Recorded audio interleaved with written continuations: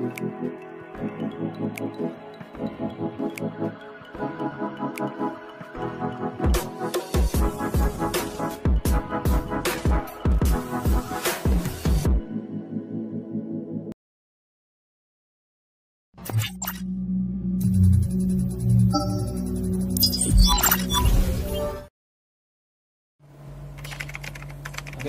assalamualaikum warahmatullahi wabarakatuh. Waalaikumsalam warahmatullahi wabarakatuh. Ya, selamat siang Pak Tri. Selamat siang Pak Irwan. Ya, Pak Tri, kali ini saya sebagai supervisor ya, ingin menjelaskan sebelum pelaksanaan coaching nanti Pak Tri. Saya akan menjelaskan nanti rubriknya seperti apa. Yang pertama saya akan menjelaskan tentang rubrik penilaian kegiatan coaching nanti. Di dalam rubrik itu saya mengharapkan Bapak Patri ya dapat memiliki prinsip sebagai coach, yaitu kemitraan, proses kreatif, dan memaksimalkan potensi. Kemudian Bapak juga bisa memenuhi kompetensi inti dari coaching ya, yang beberapa di antaranya yaitu adalah kehadiran penuh, mendengarkan aktif, dan mengajukan pertanyaan berbobot.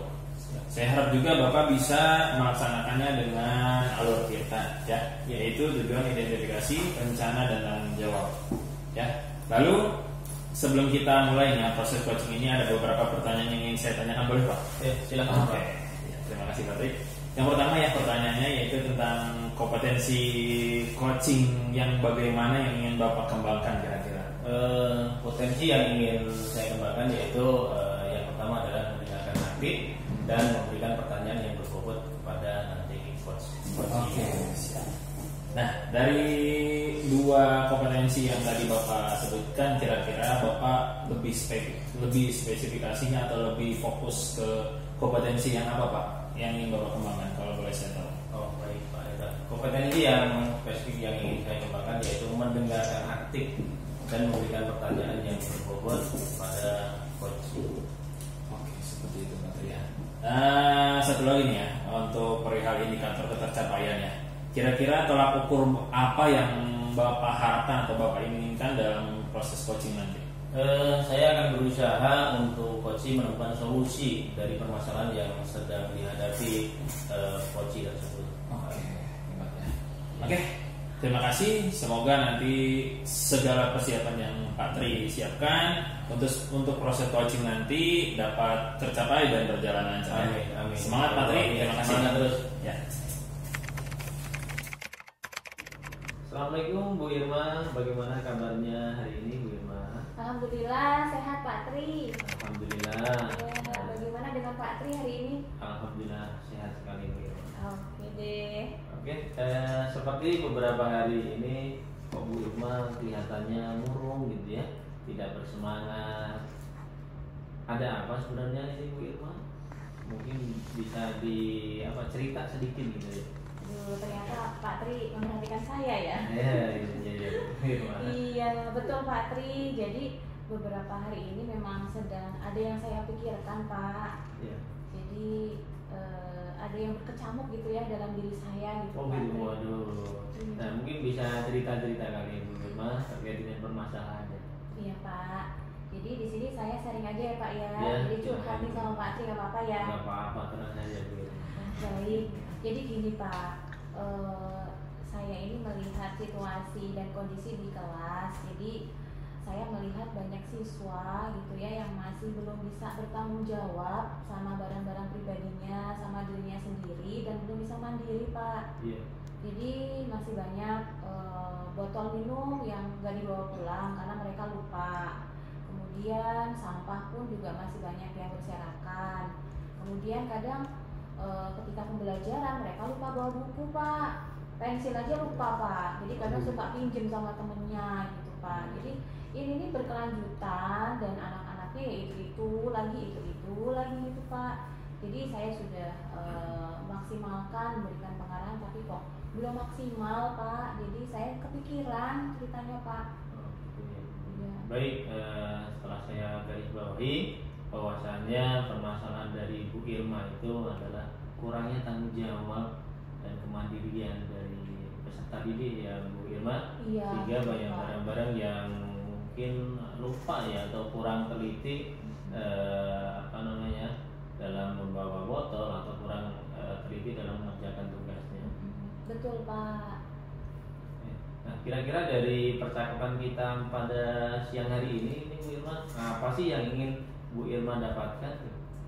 Iya Pak, dari sharing hari ini yang saya inginin gitu ya, Iya. harapannya saya bisa mendapatkan solusi Pak. Bagaimana caranya nanti anak-anak saya, anak didik saya ini bisa berubah gitu dari segi sikapnya, mereka bisa lebih mandiri dan lebih bertanggung jawab lagi sama barang-barang pribadinya dan dalam ke dirinya sendiri, badannya, seperti itu Pak. Oke. Jadi yang Ibu harapkan adanya perubahan ya Bu dari Iya, Pak. anak-anak tersebut ya. Ya. Nah, kira-kira perubahan yang ingin Ibu lihat dan inginkan atau dapatkan itu seperti apa Bu Irma? Iya Pak, jadi perubahan yang ingin saya lihat dan saya inginkan ini anak-anak sudah mulai sadar dari dalam dirinya sendiri. Iya. Ketika belajar itu penting buat dirinya. Kemudian alat-alat pendukung pembelajaran pun juga penting, jadi harus dipersiapkan. Kemudian mereka bertanggung jawab sama barang-barang yang dia bawa, kemudian meletakkannya pun dengan tempatnya, pada tempatnya, seperti itu Pak. Jadi harapannya sih mereka paham tanpa harus diingatkan terus, seperti itu. Baik Bu Irma. Nah, jika saya kasih skala gitu ya Bu Irma, 1 sampai 10 kira-kira posisinya di skala berapa Bu Irma? Iya Pak, kalau diangkain ya, Iya. saya ini ada di posisi 6 Pak.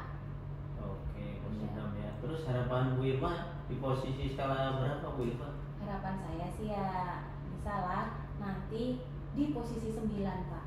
Oke, wah, Iya. sangat luar biasa sekali ya Bu Iya, Irma. Pak. Kalau bisa sampai di angka 9 ya Bu Irma. Oke ya. Jadi masih belum optimal ya tadi Iya. atau belum sesuai dengan harapan Bu Irma ya. Iya betul. Nah, Bu Irma, apa saja yang sudah dilakukan untuk menciptakan perubahan sehingga meningkatkan kemandirian dan tanggung jawab siswa tersebut Bu Irma? Iya Pak, jadi yang sudah saya lakukan kemarin saya memanggil anak-anak tersebut secara personal Pak. Iya. Jadi yang bermasalah saya panggilin ke ruangan saya melakukan segitiga restitusi bersama mereka untuk mencari solusi bersama dan mereka akhirnya bisa kembali lebih baik dan menguatkan dan bisa kembali ke kelompoknya seperti itu. Baik, bagus sekali ya Bu Irma. Bu Irma sudah mencoba menggunakan segitiga restitusi. Nah, kira-kira ada lagi nggak strategi ya Bu Irma ya yang lain agar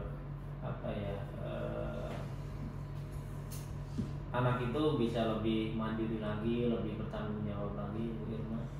Iya Pak, jadi selain segitiga restitusi ini saya mau berencana untuk mengintegrasikan gitu Pak, mengintegrasikan pembelajaran sosial dan emosional dalam rencana pembelajaran saya. Iya. Jadi nanti harapannya dalam mata pelajaran ini yang mereka dapatkan setiap hari itu input sosial emosionalnya selalu masuk sehingga mereka bisa lebih paham lagi gitu Pak tentang kesadaran dirinya, kemudian manajemen dirinya, kemudian relasi dengan temannya dan mereka nanti akhirnya bisa lebih bertanggung jawab dalam menentukan keputusan gitu. Ya. Jadi ada dua rencana ya. Ya. Dua rencana yang pertama itu segitiga restitusi ya Bu, Ya. dan pengintegrasian sosial emosional. Ya, Pak. Kira-kira selain itu ada nggak strategi yang pernah atau mungkin Ibu terapkan gitu? Iya Pak, di sini masih dalam rencana juga sih Pak. Ya. Jadi yang pertama tadi kan sudah segitiga restitusi, yang keduanya pengintegrasian KSE dalam rencana pembelajaran. Nah di sini nih yang masih dalam benak hati saya mau berkolaborasi nih Pak sama orang tua mereka. Oh ya. Jadi bersinergi untuk menguatkan di rumah. Jadi saya nanti mungkin akan berkomunikasi dengan orang tua siswa tersebut supaya nanti bisa memberikan jalan terbaik bersama-sama untuk membimbing anak-anak di rumah gitu Pak. Jadi nanti ada pertemuan saya dengan OTM gitu Pak. Oke, bagus sekali ya Bu Irma. Nah, kira-kira ini Bu Irma, kapan sih akan dilaksanakan ketiga rencana tersebut Bu Irma? Oke Pak, jadi harapannya sih secepatnya ya Pak ya. Jadi kalau yang segitiga restitusi kan sudah saya lakukan Pak. Jadi nanti yang kedua ini saya akan membuat RPP yang nanti saya integrasikan dalam kompetensi sosial dan emosional. Nanti akan saya terapkan dalam belajar di kelas, dan secepatnya saya juga akan memanggil atau berkolaborasi memberikan informasi kepada orang tua untuk sama-sama saling menguatkan di rumah seperti itu Pak. Keren sekali Bu Irma, luar biasa ini ya. Doanya ya Pak. Ya.